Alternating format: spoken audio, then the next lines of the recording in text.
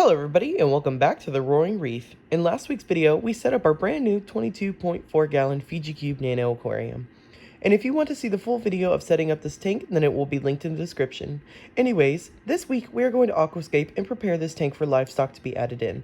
So without further ado, let's begin. So for rocks, we're going to be using these assorted small rocks by Marco Rocks, as well as some other rocks that I had previously. I got all these rocks from Bulk Reef Supply, and in my opinion, I like working with these chalky white rocks when aquascaping. It will all be covered up by coralline algae in the end anyways. So to begin, I cut out a sheet of white poster board paper roughly the size of my tank to give me a guide. Next, I started placing rocks in random places and stacked them up, but I kept in mind that I wanted to leave about an inch or more of leeway on each side to make sure that my scape and, in the future, the corals that grow on it are far enough away from the walls of the tank. I started stacking rocks upward, and I wanted a shelf-like structure with plenty of flat spaces to keep corals. I wasn't super concerned with making it look natural, because in the end, these are just going to be shelves covered with corals anyways. I also wanted to keep in mind to also have some depth, so I made a peninsula coming off the side of the whole structure. I also wanted my entire scape to be floating. I see reef tanks all the time that have these beautiful islands of corals floating up above the sandbed, and I love them. I figured this sort of structure would offer a ton of space for critters who like to crawl and scurry along the floor of the tank. It would also make keeping the sandbed clean easier. So for me personally, I just wanted to keep as much of the rock space away from the sandbed as possible.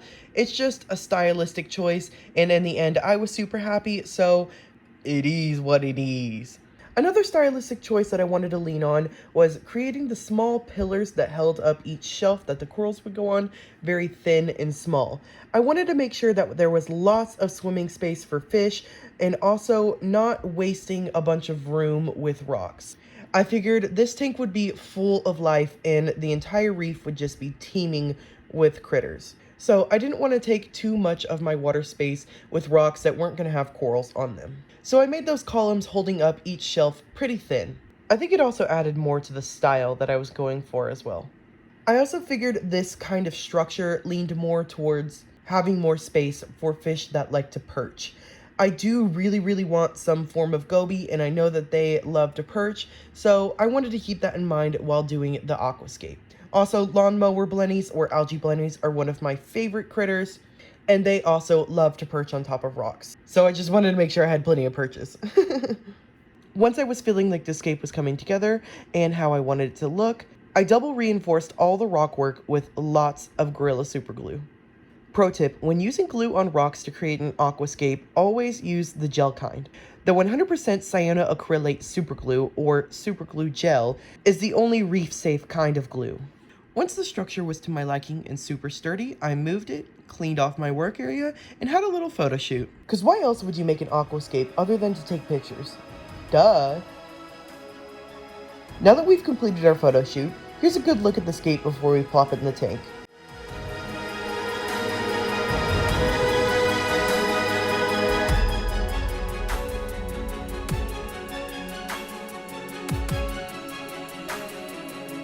Once we were ready to put our scape in the tank, I poured a small amount of sand on the bottom of the tank and smoothed it out.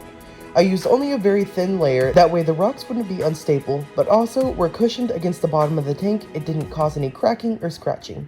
Now before anyone comments and asks what kind of sand I'm using Carib Sea Aragalive Fiji Pink.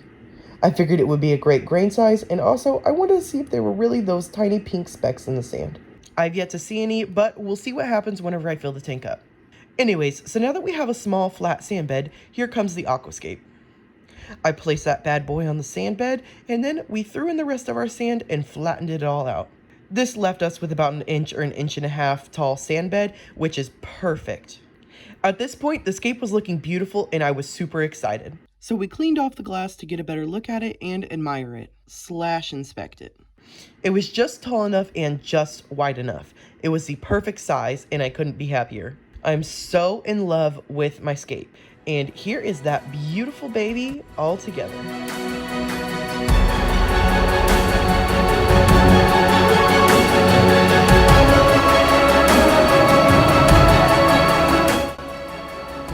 Also, here's a look at how much trash this aquascape created. It was a lot. I hope that you guys enjoyed the aquascape as much as I do, because my literal blood, sweat, and tears went into this aquascape. It also took a grand total of like 3 days. Yeah, this was a really tough challenge, but I'm super happy with our end result. Anyways, that's all that I have for you guys today, and if you enjoyed this video, then let me know in the comments below, or consider subscribing to stay updated with the Roaring Reef. Also, stay tuned for next week's video, because we're going to be filling this tank and also starting our cycle. If you want even more Roaring Reef content, then you can check out our social medias linked in the description, or all at the Roaring Reef. We have TikTok and Instagram, and we love to have fun over there, so we would love to have you. But with all that being said, that's all that I have for you guys today, so have a nice day, and peace out.